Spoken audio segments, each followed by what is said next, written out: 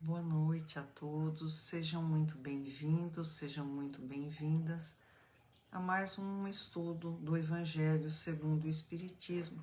Hoje, terça-feira, dia 20 de julho do ano de 2021, essa noite fria, nós vamos aquecer um pouquinho o nosso coração com o estudo do Evangelho. Nós vamos ver o capítulo 9, Bem-aventurados aqueles que são mansos e pacíficos. Como sempre, Kardec traz trechos do Evangelho, agrupados segundo um tema. Ele tece alguns comentários e ele complementa as instruções através de mensagens ditadas pelos Espíritos. Cássio, boa noite, muito bem-vindo. Muito obrigada de você estar sempre aqui comigo, viu? Muito obrigada. A mensagem de hoje, o espírito não se identifica, ele coloca apenas um espírito protetor. Essa mensagem foi recebida na cidade de Bordeaux no ano de 1863 e o título é A Cólera. Antes, da gente ler a mensagem, tá?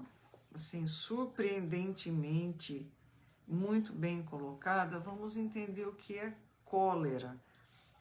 Cólera é um sentimento de violenta oposição contra o que pode molestar ou contraria. É o mesmo que ira. O que é ira? Um sentimento intenso de ódio, mágoa e rancor contra algo ou alguém.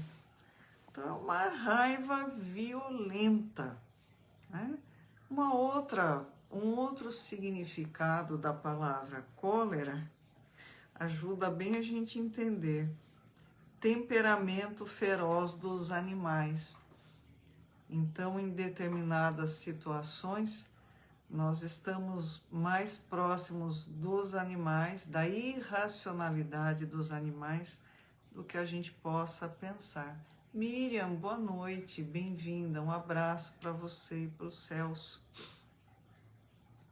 Então, se quando nós falamos de emoções elevadas, por exemplo, empatia, amor ao próximo, a caridade, às vezes a gente tem dificuldade de entender porque esses sentimentos elevados às vezes estão um pouquinho distante da nossa maneira de pensar, da nossa maneira de proceder, de agir no dia a dia.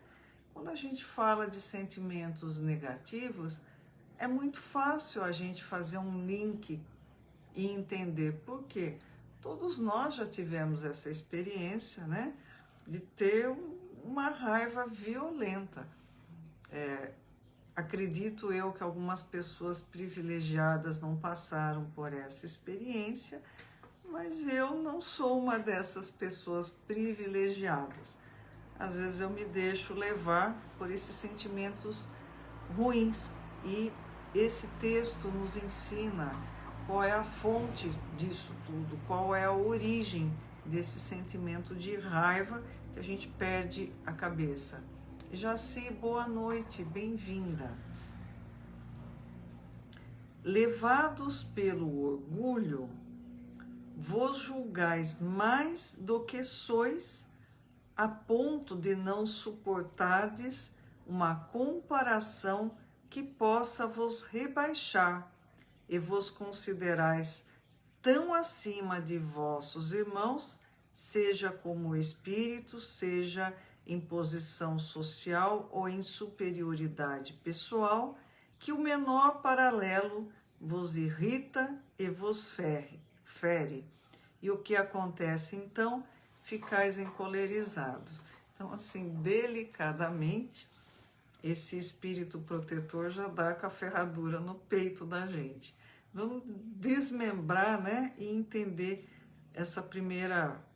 esse primeiro parágrafo que ficou bem longo, mas já dá com a ferradura no peito da gente. Levados pelo orgulho, vos julgais mais do que sois. Então, nós seres humaninhos, nos achamos a última bolachinha do pacote. Eu falo brincando que não é que o brasileiro desconhece a lei, é que ele se julga melhor do que os outros. Então a lei deve ser aplicada para os outros. Como ele é melhor do que os outros, ele tem o direito, e mais do que o direito, a obrigação de não se submeter à lei e fazer o que ele quer, porque ele está acima da lei, ele é melhor. A lei é para gentinha, eu sou melhor, então eu não respeito a lei. Então não é que ele desconhece, né? Poxa, olha, eu não sabia que não era permitido fazer isso, você me desculpe. Não, mas a lei é para os outros, não é para mim. É esse tipo de pensamento que faz você cair do cavalo. Levados pelo orgulho, vos julgais mais do que sois. Você pensa que você é mais do que você é, a ponto de não suportardes uma comparação que possa vos rebaixar. Então, se eu me acho, né, aqui, e alguém me compara e diz que, imagine que eu tenho que obedecer uma regra, como todo mundo, eu já fico uma pistola, porque eu acho que a regra serve para os outros. Você não sabe com quem está falando, né? Essa é a empáfia de quem age dessa maneira. E vos considerais tão acima de vossos irmãos, seja como espírito, seja em posição social ou em superioridade pessoal, que o menor paralelo vos irrita e vos fere. Então, né? Luci, boa noite, bem-vinda. Você sabe com quem você está falando? Por que você está falando isso para mim? Tipo assim, não, bem, eu não sou como os outros, eu sou mais, né?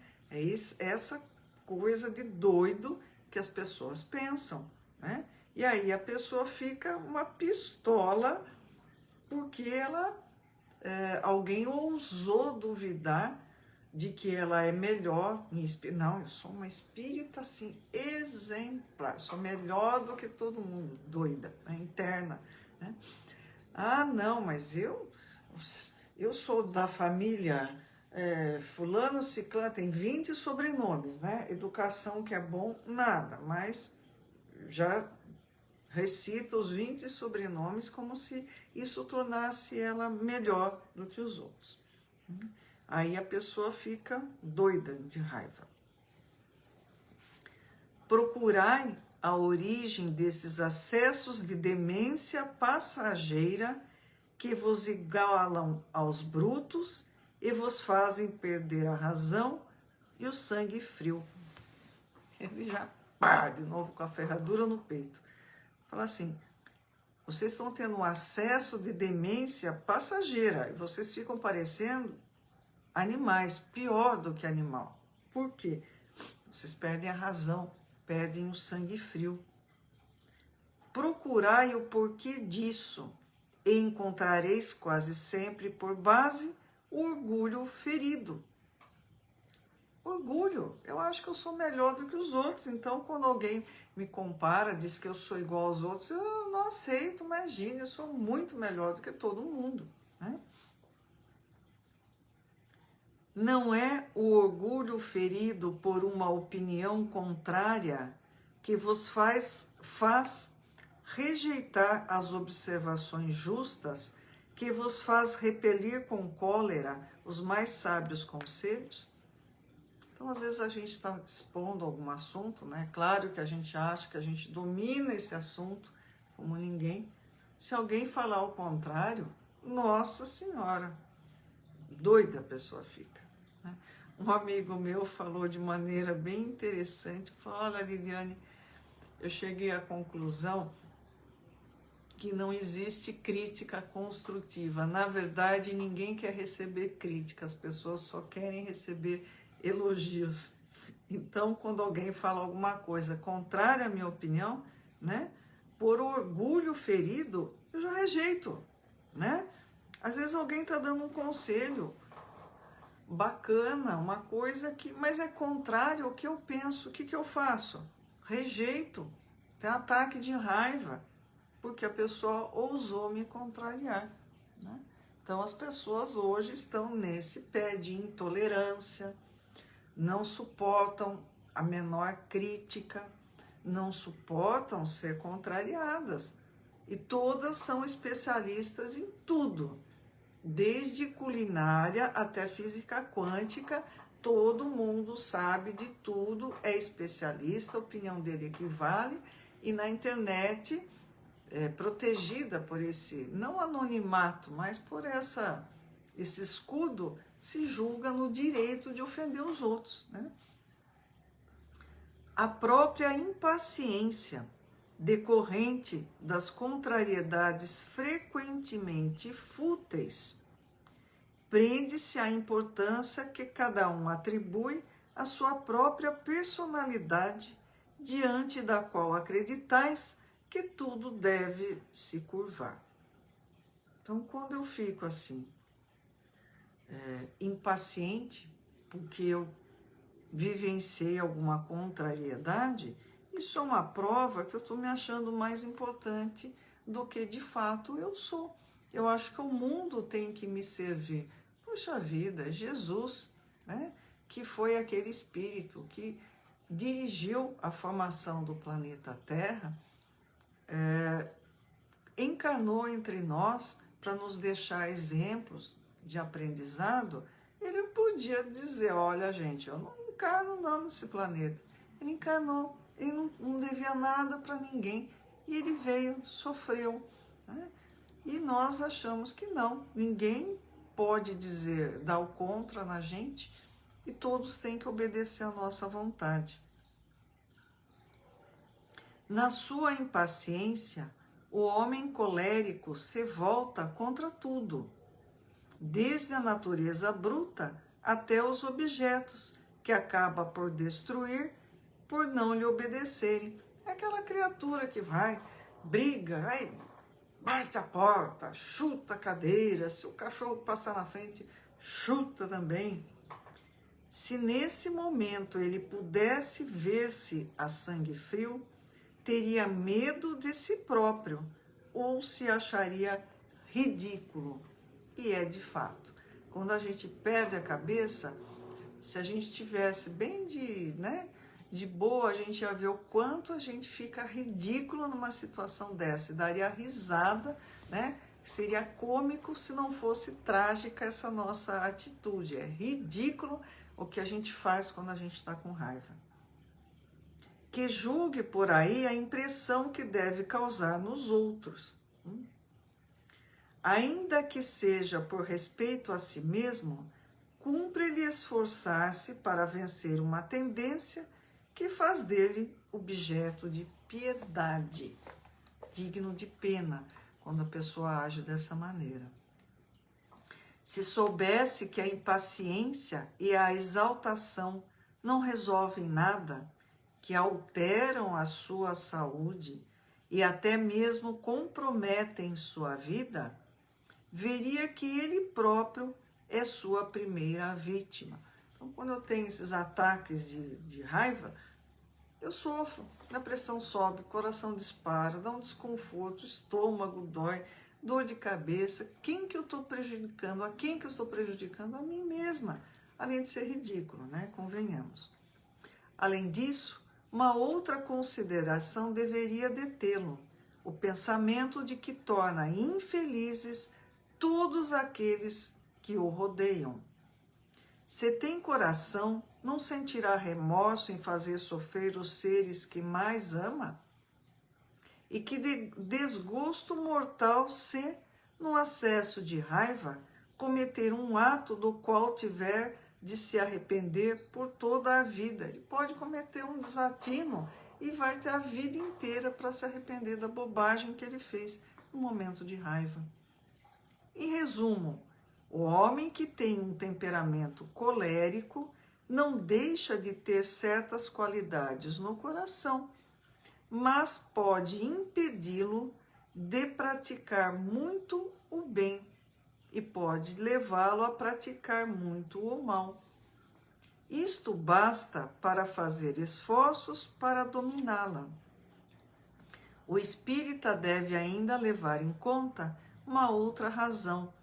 ela é contrária à caridade e à humildade cristãs. Sueli, boa noite, bem-vinda. Tem um ditado que diz que a gente nunca deve fazer nada, tomar decisões em duas situações. Quando a gente está muito alegre e quando a gente está muito triste, porque está fora do equilíbrio, a gente vai fazer bobagem. Quando a gente perceber que vai perder a cabeça, vai falar o que não deve, vai agir de maneira imprudente, congela, né? Lembra quando a gente era criança, a gente brincava de vivo, morto, brincava de estátua? Então vamos brincar de estátua. Botou a mão, parou. Aí tem que alguém botar a mão para voltar. Esse outro alguém que vai pôr a mão para a gente voltar ao normal tem que ser o nosso anjo da guarda, tá? Então vai falar besteira, vai fazer o que não deve, vai falar o que não deve. Estátua, congela, para. Sai do local, para, espera, não faça nada. Ai, mas olha, eu tô com tanta raiva que nem uma prece eu consigo fazer. Beleza, sai daquele estado, vai fazer uma caminhada, muda o foco de atenção. Depois faz uma prece, pede que o seu anjo da guarda consiga acalmar, serenar o seu coração, espera. A hora que você estiver no seu juízo perfeito, aí sim você toma uma atitude. Senão vai fazer bobagem. Nunca que eu, quando estava com muita raiva, consegui fazer alguma coisa que prestasse. Não, aquilo, né, a raiva traz à tona o pior da gente. Né? A gente toma as piores atitudes possíveis no momento de raiva. Para que fazer isso? Para se arrepender depois? Para ter que consertar a bobagem que nós fizemos? Não. Lembra da brincadeira de estátua, né? Não sei se todos já viram isso, mas quando eu era criança, aquele bando de criançada na rua, era a pessoa, né? Pega, a pessoa chegava, batia na gente, congelava, a gente não podia se mexer. Parasse aonde? Parasse, tinha que parar e só podia voltar a se mexer quando alguém tocasse na gente de novo. Então, vai fazer asneira? Estátua, congela. Espera o anjo da guarda bater e descongelar você, tá bom? Gente, a mensagem de hoje é curta, mas ela é poderosa. Nós precisamos nos livrar desse monstro, desse animal, no pior sentido da palavra, que vive dentro de nós, que faz com que a gente mostre o pior que nós temos dentro de nós. Isso é horrível, além de ser ridículo, convenhamos. Que Jesus nos abençoe, nos ampare, nos ilumine, que o amor de Jesus seja sentido nos nossos corações, que uma pessoa que está necessitada, que nós vamos pensar nela nesse momento, que ela receba a visita da equipe espiritual, que possa ajudar em suas necessidades, seja uma doença material, seja de ordem espiritual, porque nós temos a certeza de que Deus olha por nós em todos os aspectos da nossa vida. Nenhum aspecto, nenhum tema é pequeno demais para Deus se interessar por esse tema e procurar nos ajudar. Até a próxima, se Deus assim permitir. Uma boa noite a todos.